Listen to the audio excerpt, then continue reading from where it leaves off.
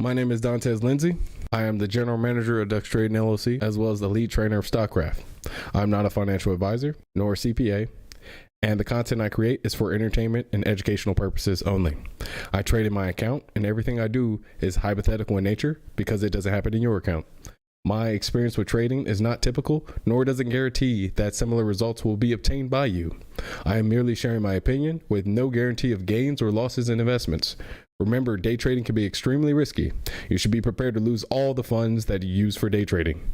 In particular, you should not fund day trading activities with retirement savings, student loans, second mortgages, emergency funds, funds set aside for purposes such as education or home ownership, or funds required to meet your living expenses.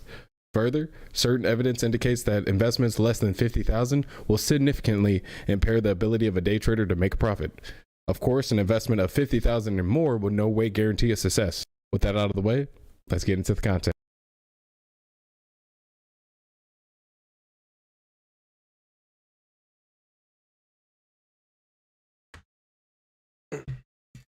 Hey guys. Good morning. Happy Friday, everybody. I already got lost in the memes and lost in Twitter. So I'm gonna check that off my checklist for today. But how's everybody doing? Anybody ready to trade? What we looking at? I haven't traded anything in a long time. I got 3 bullets, and I'm not afraid to use it. Yeah, but for now, I checked out UCI and PXMD, which is the top 2. They're $2, and they have over $1 million or over 1 million volume in the pre-market. For the UCL, I don't see much to go off of.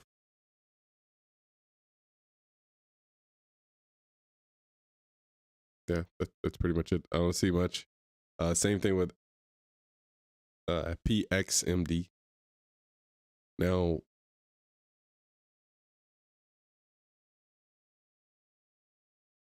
PXMD is a biotech. It also had news yesterday, but that news actually brought it down 10%. And then today it's up 30%. So it's up like 20% in the past 2 days. It's also a micro float. The history, it does have like a resistance of like 80 million.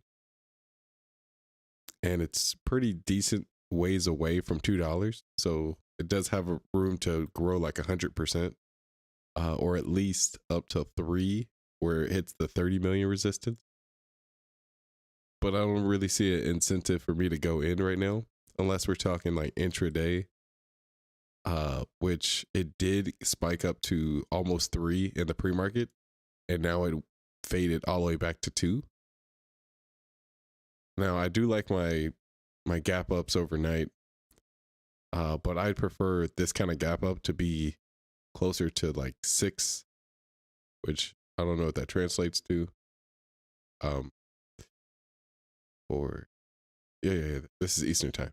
Yes, I prefer like that pre-market spike to be somewhere closer to 6, and then pull back and try to do some kind of breakout play, or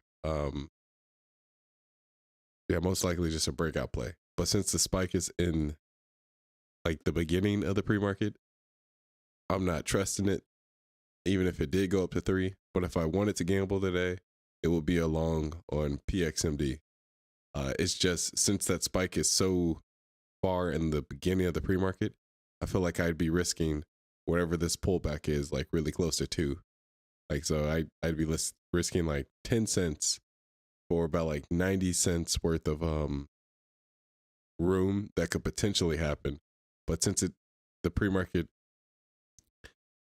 spike was so far ago, or so long ago, I feel like I might have to wait the full hour to get even a chance of that going up. Now, I do like my odds around the whole dollar, though. Like, I definitely risk 10 cents to make like almost 90. It does make sense, especially on a micro float biotech. And then news was yesterday. But like, that's legit it. I'd rather wait for something more ideal to pop up. And then there's nothing I can really carry off of from yesterday. Like yesterday, we had some people trading things that were great for scalping. We had this ticker that didn't even make a million volume most of the day, but it was trading like it was going to be the next HKD, and that's SATX. Yeah, SATX. And with SATX, this was moving like $7 per like 2 candles. At one point, I looked at the 30 million resistance on there, and I'm just like, this is not trading like 30 million resistance. Overall, didn't touch anything. Just watched a lot of stuff. It also has a $1 billion cap. The only reason I'm breaking it up is because it was on Steven's watch list for a future play. Other than that, I'm probably just going to find something from the past like 3-4 weeks, wait for it to turn into a bounce short, or double check that it's not turned into a pound short on anything over 15% pushed. Like QH, we see one from a few weeks ago. Yeah, I just do another one. I don't like taking tickers off because then I forget about them when they leave my site.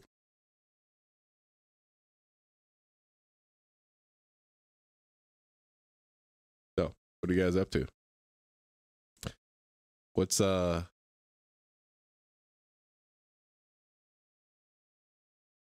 did someone have a moment? Yeah, aha moment in their studies yesterday?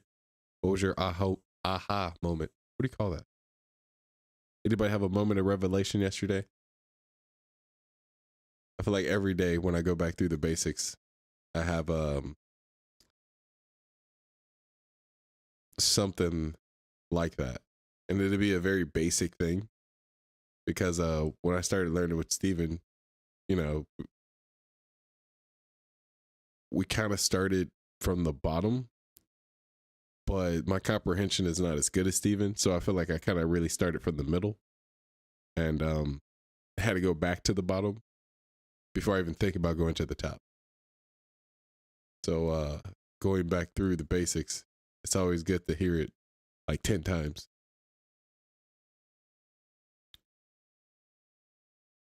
What am I doing?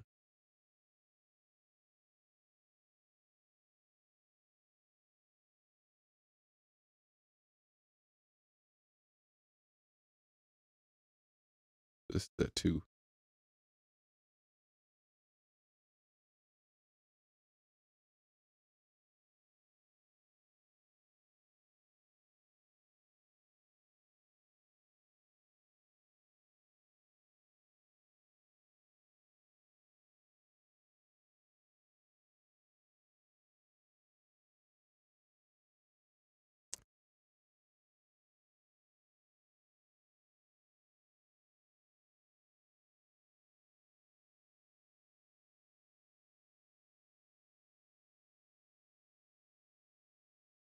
Okay, so remember QH.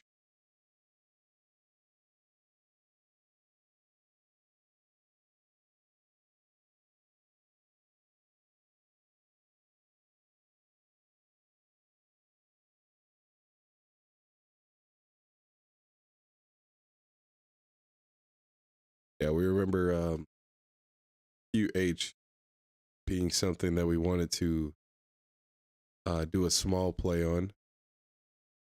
There's like a 4 million individual resistance around 3.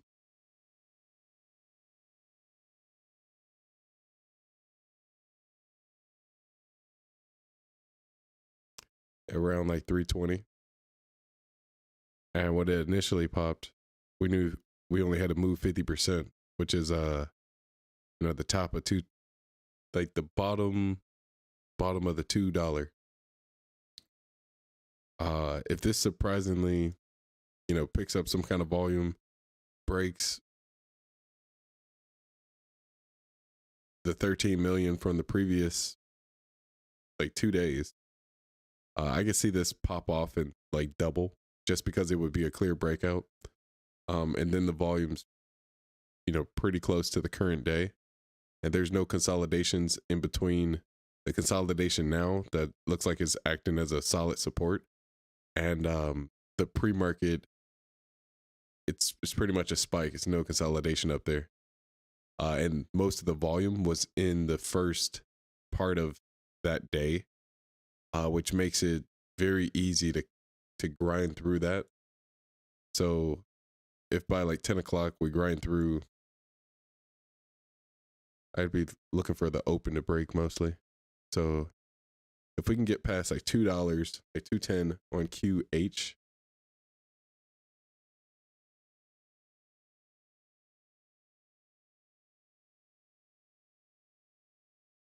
it'll break the pre-market high.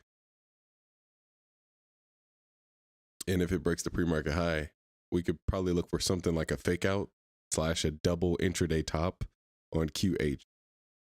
I have to double check.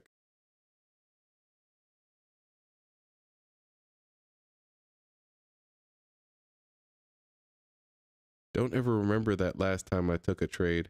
And truth be told, it feels great. Okay. That's there's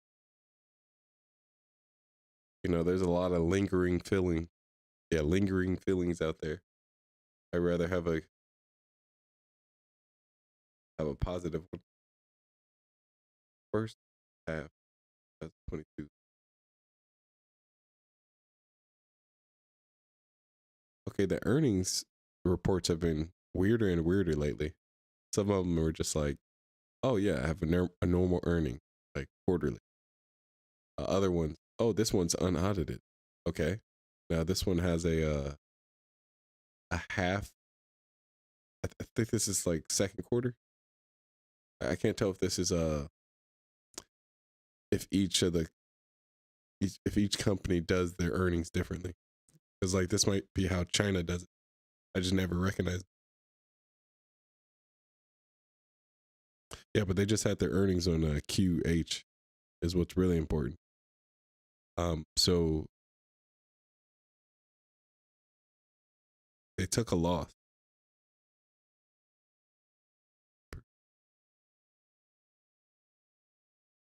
Oh, so it looks like they're losing less compared to 2021, or like they're trying hard to make that comparison. So it's technically a positive increase. Now I don't think that's worth 100%. But again, like if it gets past that opening from 2 days ago, you might have a chance to retest the top of the pre-market. But even before that, you could probably get a test of the top of that intraday where it just fell right at the open. I'm going to double check to see if I can call that a double intraday top, because it does have the minimum 3 days in between to where you don't want them to conflict too much with each other. But overall, if it does get up to that point, it's only going to be up like, what, 40%? So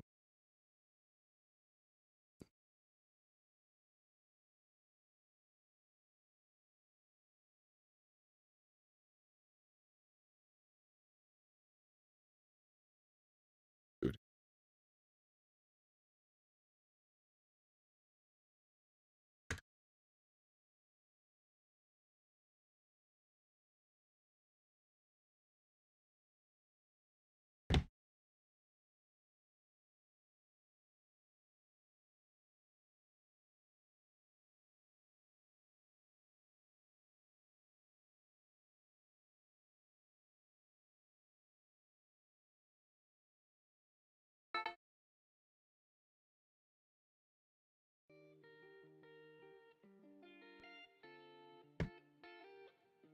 What do you think about shorting SPY now? Are you still going down, or is the recession going to end now? Okay, I'm still going down until at least breaks like 330. My bet overall in the next like 4 or 5 months is like 300 and below. So yeah, I'm still going down. I'm more confused about why you think the recession is ending. Like yeah, that's pretty much it. What is the SPY right now? Oh, it's at 400. Okay, so last time I saw it, it wasn't at 400. It was something closer to like 380. Oh wait, what am I doing? I don't need to put that up.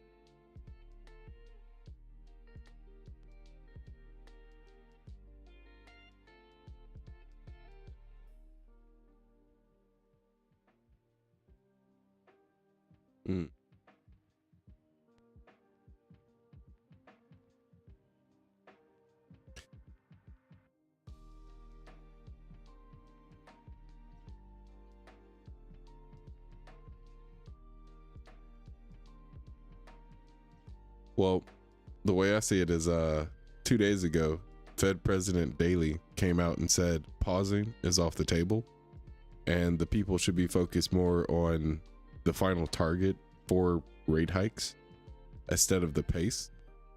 But to be fair, like we did get a CPI report that was a little calmer than expected, and overall the Fed is telling everyone not to buy.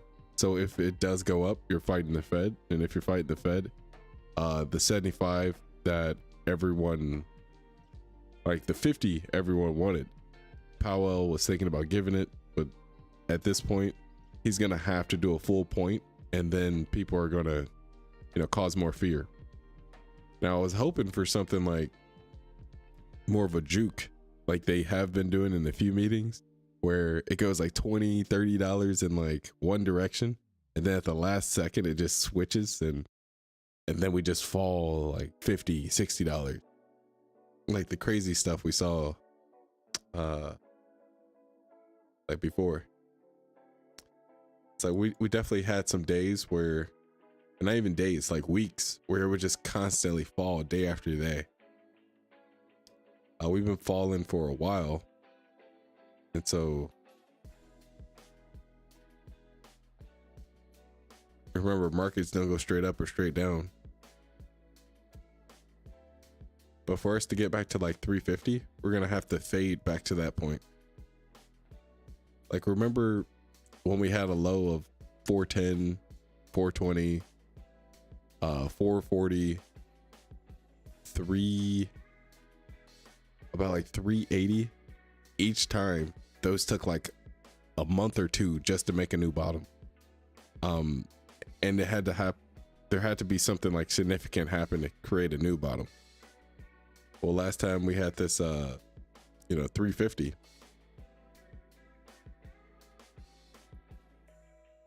We were on a massive downtrend and going through like Q3 or like all the earnings, elections, and like we were at peak fear. Now elections are over. People are still in the red. Inflation, it's still entrenched. So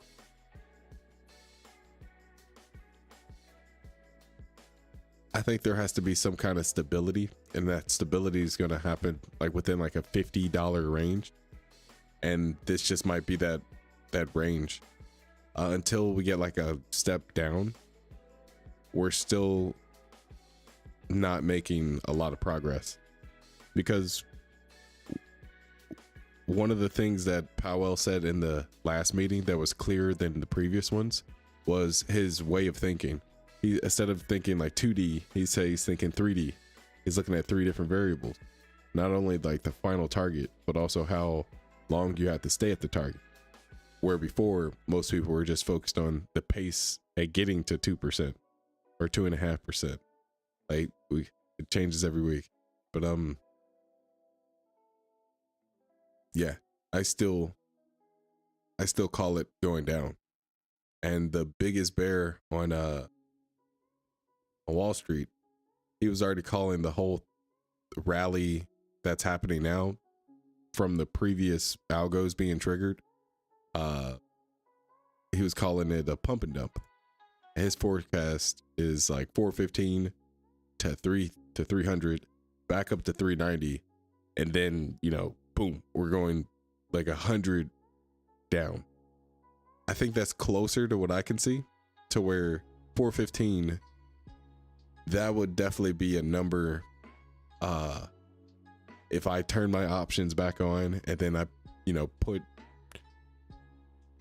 like a contract on,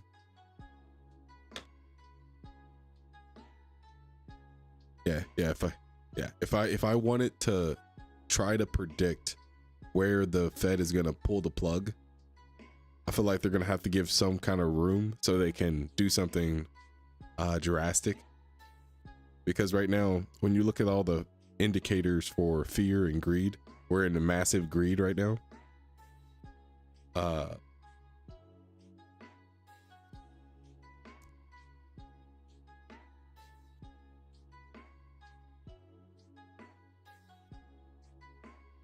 wanted to make a comment on how many people are short.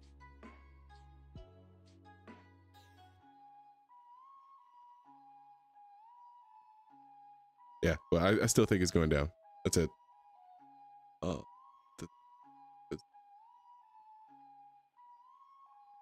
20%.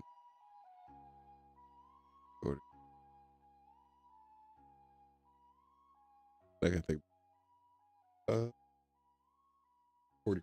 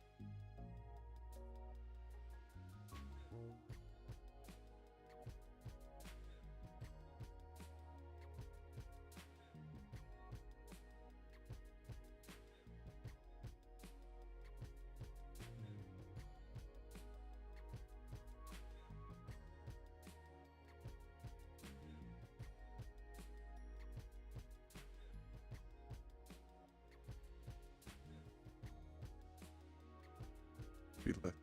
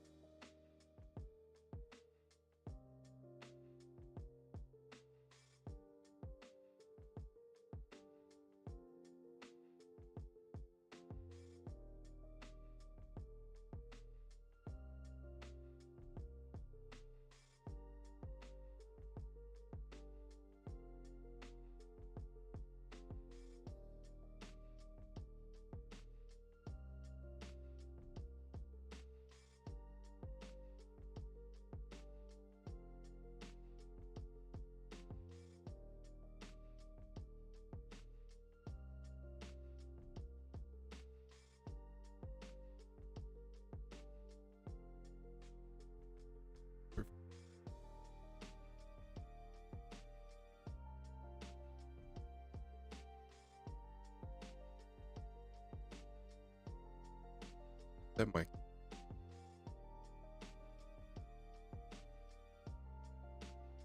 All right, so I think I might try something like a 100% variation of a overextended gap down on SATX. Looks like it's already cracking. What the hell?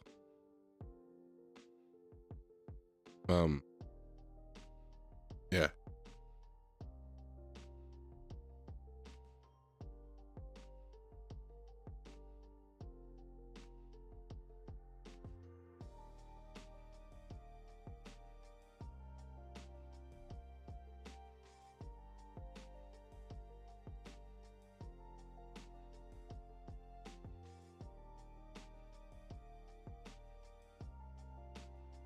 Yeah, so I wanted it to go to like 47 and a half, 48, push into that. And then, you know, there's a lot of consolidation over here, and it did get to the bottom of it, size it into a push, risking the high day, the close, but mostly into that consolidation is what's really important. Now there's only 2 million volume through that entire day, and there's no like exact concentration on where most of the volume was. But the main thing is this has $1 billion cap, and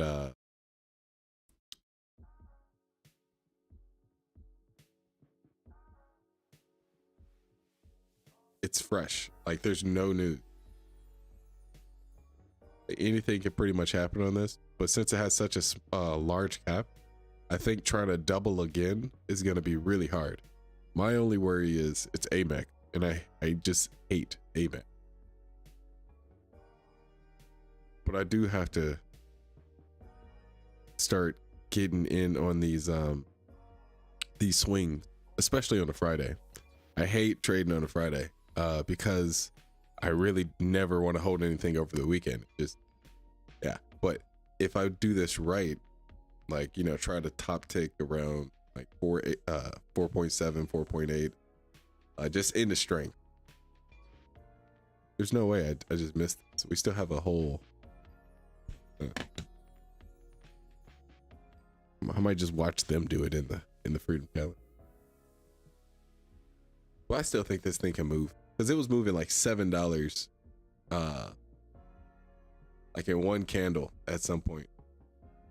Like, look at that. That's $9 going from 38 all the way up to like 47. I saw another one like that.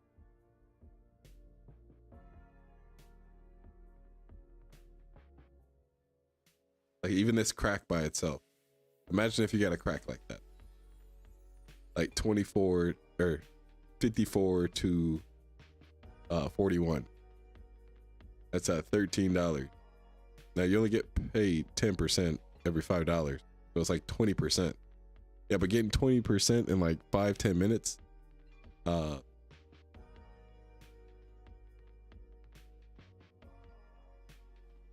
If it's a part of the strategy, you know, it's a good trade.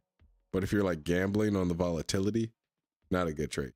And this does have volatility that doesn't match its fundamental. Also don't know what the news on this is. It's just trading. Steven was calling it the next HKD. I just wanted to use it as a catalyst. SAT. Or a foot in the door.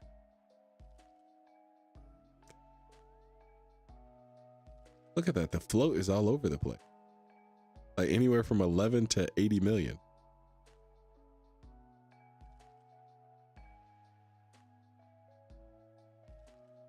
No wonder it's jumping everywhere. No one knows what a fair price is.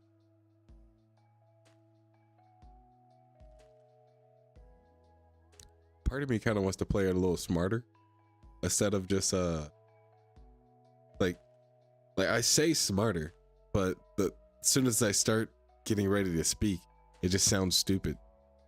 Because anytime I want to go long, it just sounds stupid. So I'm just gonna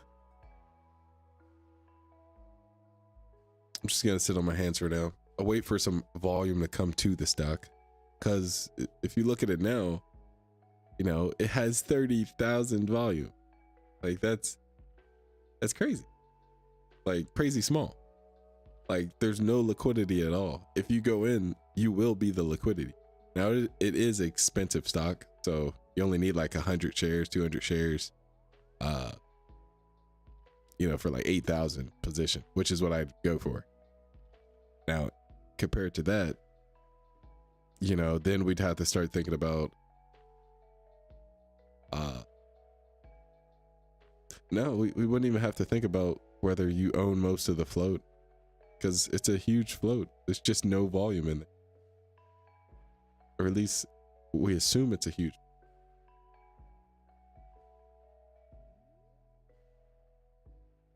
But I could still see some kind of potential in like shorting a bounce off of this. But I treat it like a micro cap. So it'd be something closer to, I'd have a wider risk, but I'd be quicker to cover.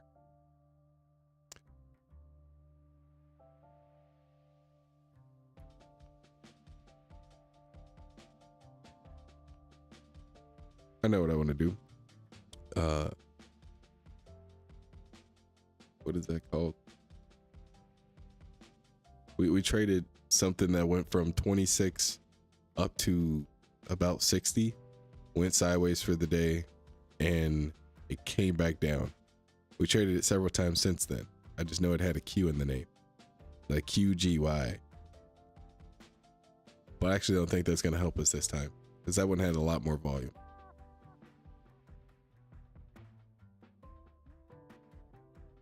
Yeah, but the main thing is we want to have some kind of consolidation and then a crack. If I just go in right out of the open, it'll just be a half position. And then I'd be waiting for a peak, a consolidation, probably like max go to 60. And then I'd add in, probably have some average around like 50. And I'd just be aiming for like 20% on it. In terms of, you know, actual trade on how to get this to like 50% or like another neutralized area, my goal would just be getting back to the bottom of that consolidation of the previous day. Cracking below that, I don't think I know enough yet to be able to hold through the weekend for that. My main thing is I'm trying to use the volume prediction, like volume ratios, float ratios, and stuff like that right now. Like in the first like 2 hours, max, you're supposed to have like 270 up to like 300, depending on how much liquidity is in the market. And so I'm just giving it a rough like 300, but I kind of want to do like 270 when it comes to like just the morning dollar block.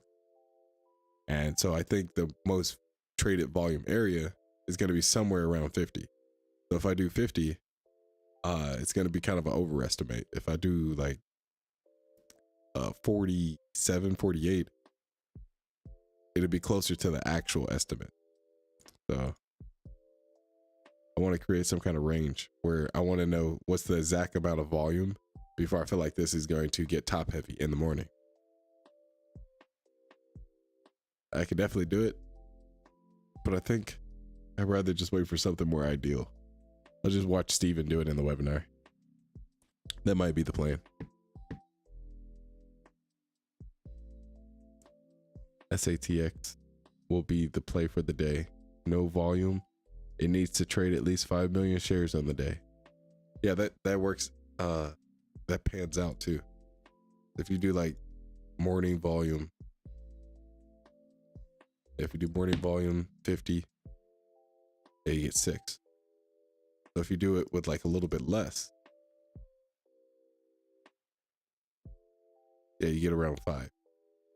And since we've had a little like lower amounts of liquidity, the morning's definitely going to be lower.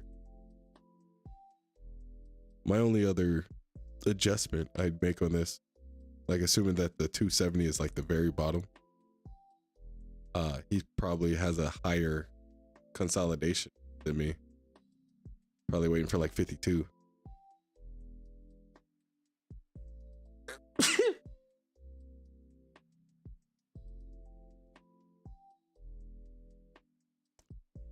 And the way I'd get these numbers is, again, I'm trying to use like an overextended gap down. So it'd be like 15% off the top.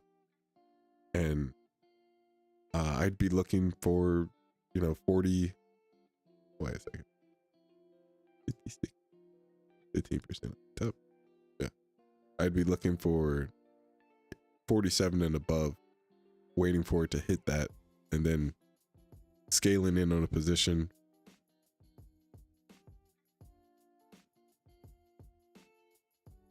Risking the open, the close of the previous day, and then the high day, whichever one makes you feel more comfortable depending on the strength of the push. Yeah. I'm short MARA after the FTX thing. I used moving averages, convergence, divergence, indicator strategy. Okay.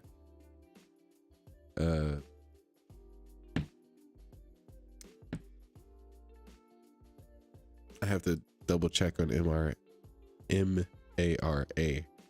What I have in my head is like a $20 stock.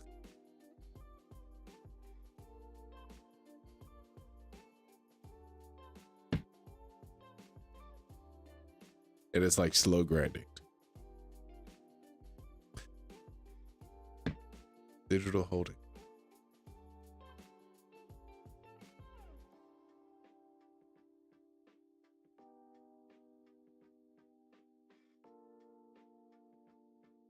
Oh.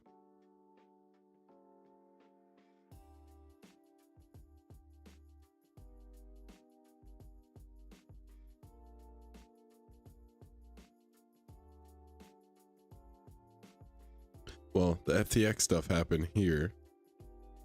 So Henry is here. Sweet. Hey, quick question. Not to take you off the tickers you're looking at, but what do you think of FDMT? A first red day potential? Yeah. Oh, this has some extension. It's also in like seventh green day. Yeah, just looking at it, you already know it's in multi-day runner mode. The extension is almost 200%. So yeah, without even getting into it that much, it fits some overextension qualities for first red day. As long as it meets the other criteria, you'll be fine. FDMT, like market cap is a little high. Biotech, a little scary. Float is okay. News is pretty recent.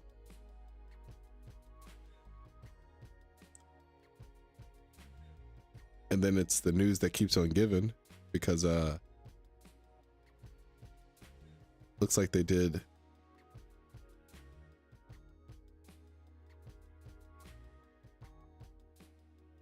more trials that led to a positive guidance. And that guidance is, really good. It already expanded over 200%. It is a biotech, so that 200% isn't as special as you would think. But if we're talking about like topping and soon, yeah, on the 7th green day, that seems like reasonable to me, especially going into slight resistance. Like it's not doing all this freely. It's going through a little thing. Yeah, I'd be putting the top in soon. What is it? Let's look at this intraday. First, let me make sure.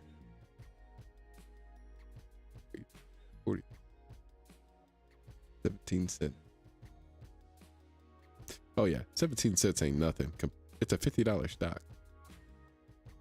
Like you do a lot more.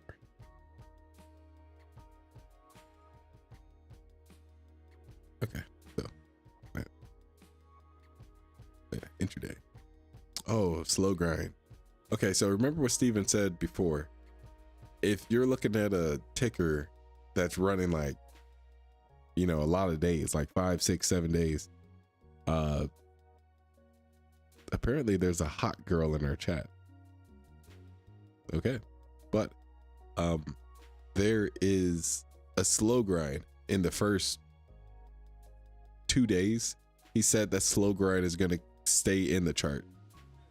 Now I'm on the 30-minute candle, so it might just look like a slow grind because I'm using a really big candle. But if we do see something like that, it would make it harder to like gauge the top because there's no solid there's no solid like consolidation being created, and it's hard to create a risk for the long and the shorts based off of that. So like if we had a day like this where it went mostly sideways, we could just go to the top of one of these and be like, okay, 14. You know, some people they'll just be like, okay, we're gonna take 14.23 and I'm gonna just, you know, throw a 60% on top of that. And I'm like, okay, the top is gonna be 22.7668. I'd consider this only consolidation here. The only I wouldn't call it the neutralized area, but it's the only thing that could potentially be a neutralized area. And so like from here to like 24,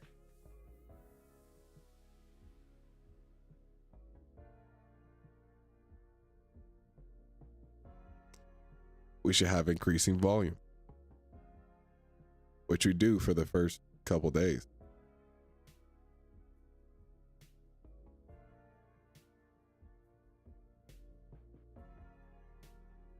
Now, these days are kind of light.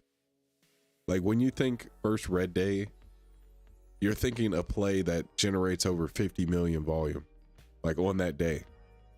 Like no matter the variation. Like, and I'm talking about the variations where it's trading the most it's ever traded on that chart, and the variation where you want enough of a pull from the stock, like after it already created its high, that it demands a bounce the next day, and then you bounce. That second bounce has to go into a consolidation. This doesn't look like it's going to do that anytime soon. It does look like we're in the pre-red day probably. Market is open.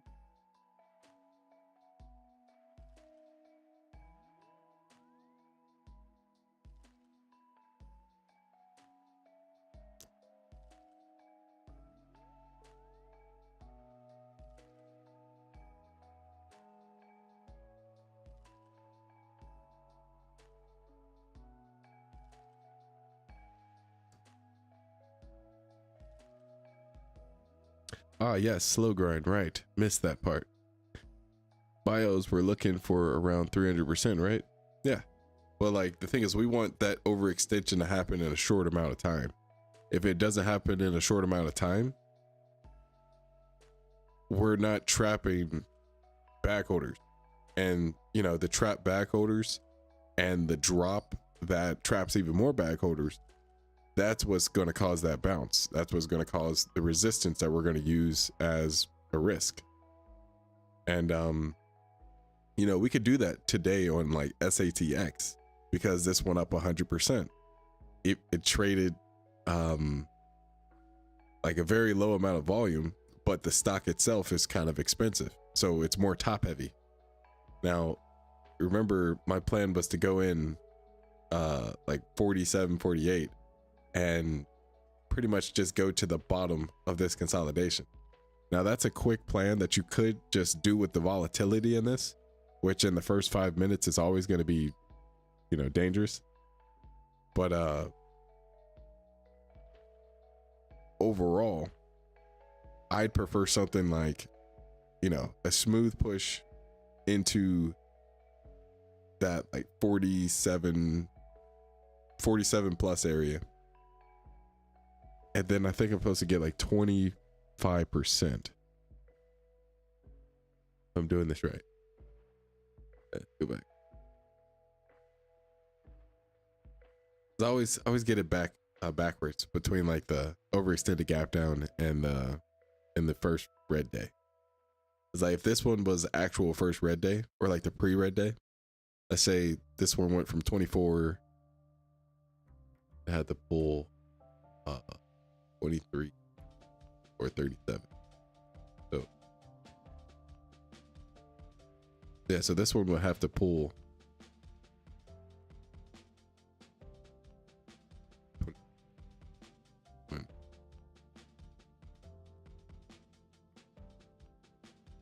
76.5. This one I have to pull all the way to 18 before it'll have enough of a pull to do the kind of bounce into the consolidation I was talking about. Other than that, if it doesn't do that pull,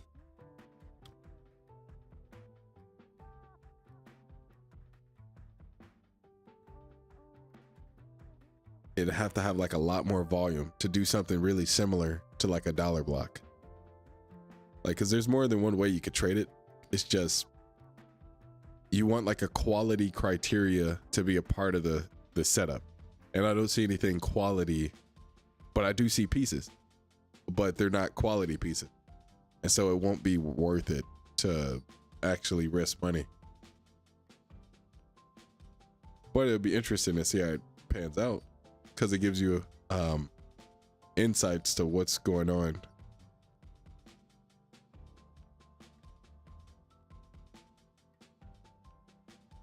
Now, if this holds up, like, how do you say this? Yeah, I'm gonna just go check on Steve and see how he's trading this. I will trade this if I stare at it too long. And part of me is just like, if I do trade this, and I put this down as like overextended gap down,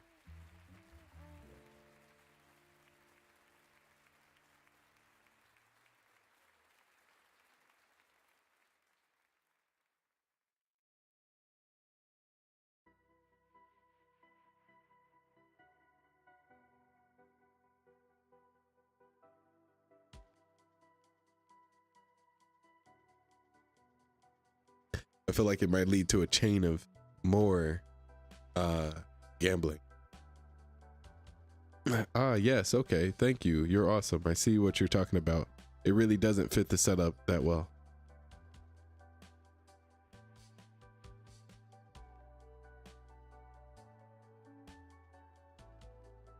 I feel like I'm forgetting a sticker.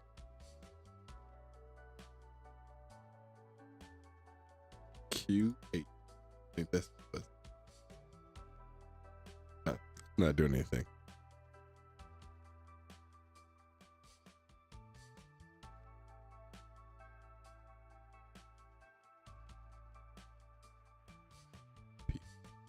P. I think I remember not being something until 3.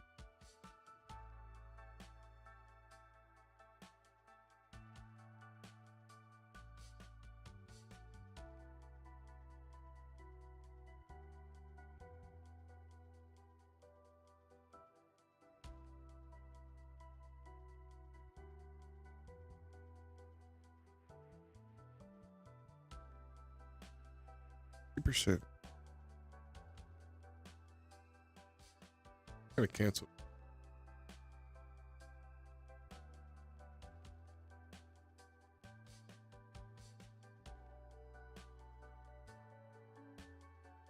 I'm still trying to hammer the idea of using canceled resistances inside of my trades. Throws me off. So we traded XM PXMD.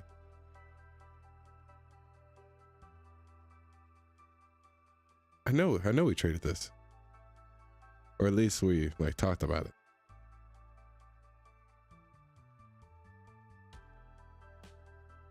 Like if this does get up to like 320,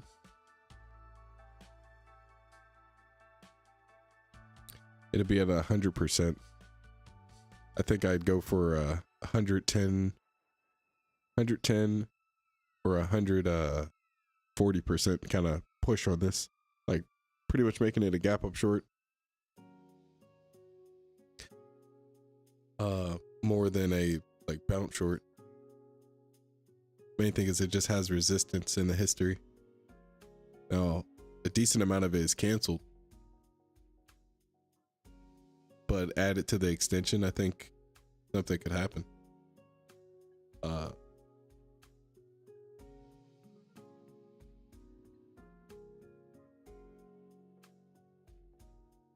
yeah, I was talking in the pre-market.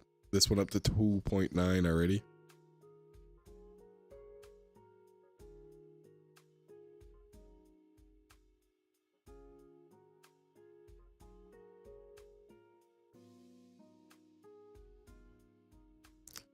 I must have been relying on this 4 million.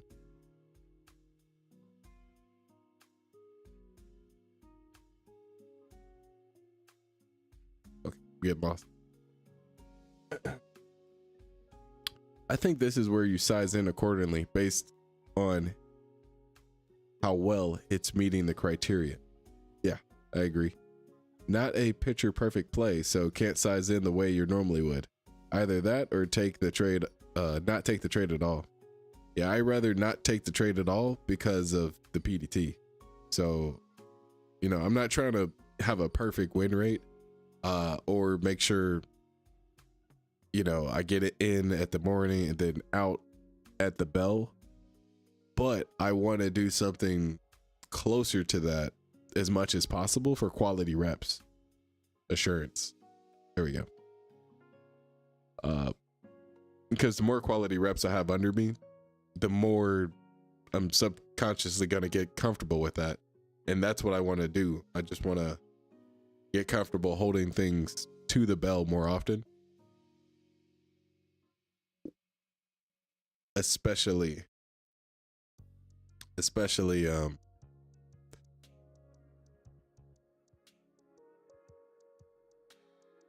on multi-day runner. Like if it's a bounce short, I feel more comfortable because I know exactly where my risk is going to be. And I don't have to like go in and out like playing with stuff. With a gap up short, I know, you know, I can feel comfortable after a crack. After like a confirmation of like 2 cracks in the consolidation. Like after I feel like I went in on the front side, confirmed on the back, you know, I know exactly where my risk is going to be and when I scale it down. But when I go into overextended gap down, a first red day, or just, you know, any version of the multi-day runner, double intraday top, double layer, I get focused on the dollar block and I could see it like approaching to that point, whether it be the morning or the like daily one. But I just don't feel as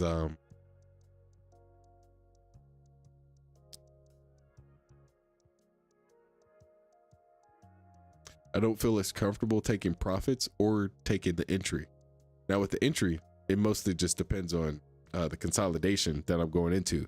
But if there is no consolidation and it's just pure, you just see this had a dollar block, like a max dollar block the day before, and then you're just trying to go off a volume ratio for today. I get it in theory, but my body's also just like,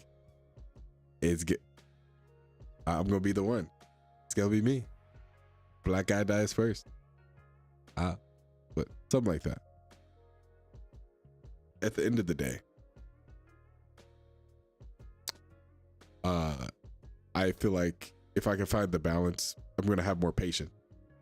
I just want to know the exact degree to which the edge is in my favor, or it's not worth my trade.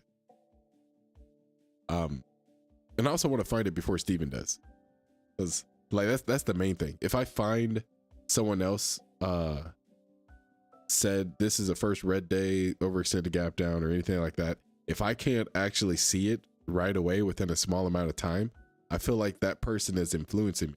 And if they're influencing me in the first hour or two, I'm good in the trade.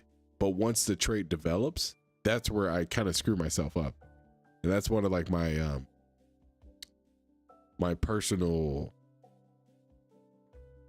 tendency, especially after I eat, because like all the blood goes to digestion, and then I'm not paying attention as much. I look left, I look right, look back at the stock, and I'm like, whoa, I got money involved. But what do you call it? But I don't have to worry about all that if I prepared for the trade and had a plan before anything even developed.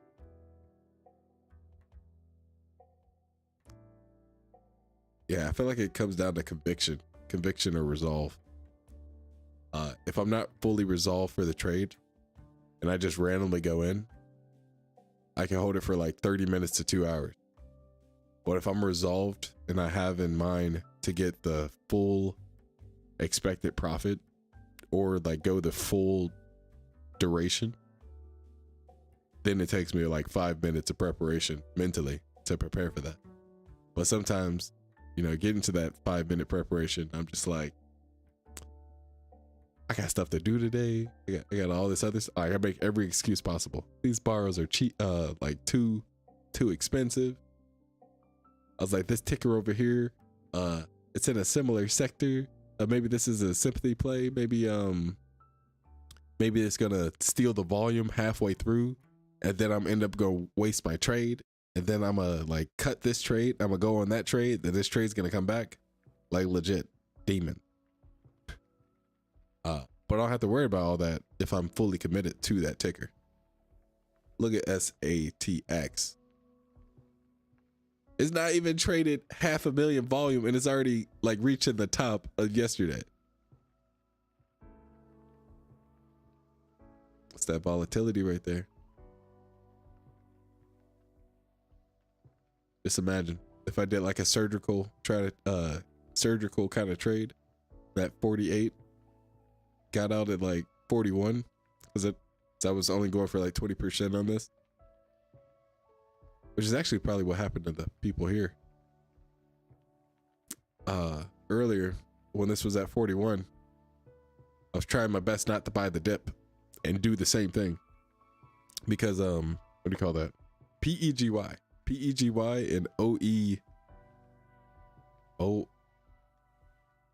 something GY.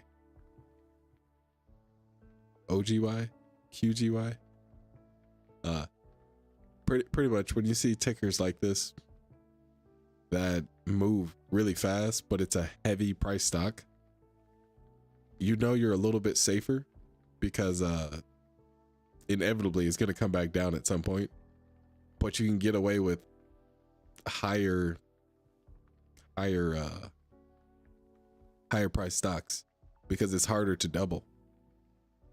And so if we're talking scalping and making, 3%, 5% here and there, yeah, I'd rather do it on this kind of volatility within these kind of consolidations of like $10.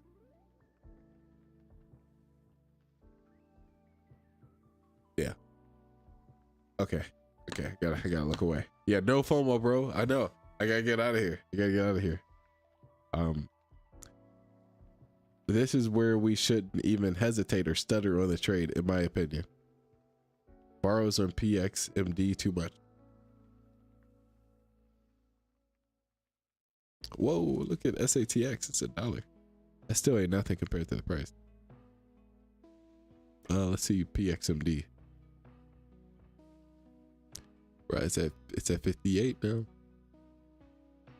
Now, I'm also slightly waiting for that no-brainer short.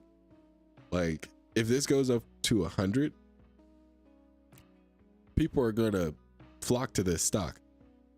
At that point, you know, the borrows might be like $3 or something, but you only need like 50 shares. I think I'd be comfortable taking a short when this went over like 100 or something. Just trying to get a safe 20%.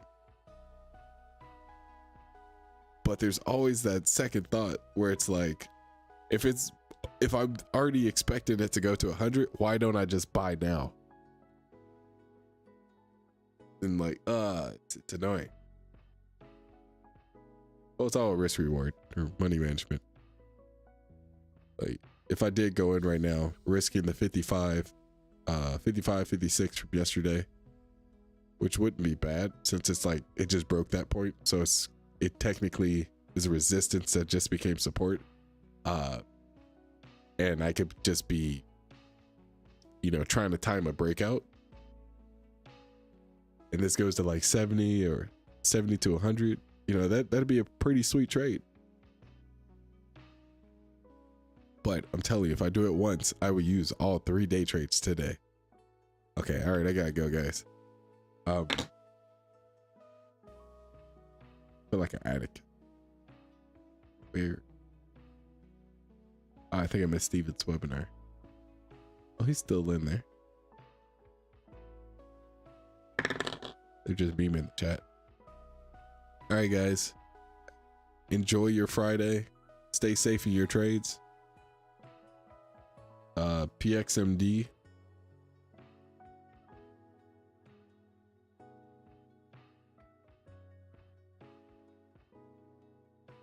It does have some extension and it's resistance ahead, but for the quality of the resistance,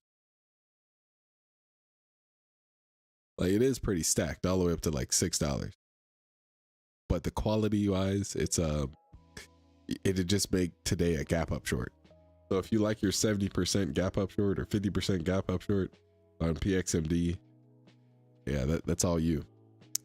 But remember, we're still in the first hour, or like, yeah, the first hour. So I wait till like 10 o'clock if you're trying to go in on a push. More like 10, but yeah, 10 o'clock. Then that push might get you closer to the 290. And then you could get probably a good 15%.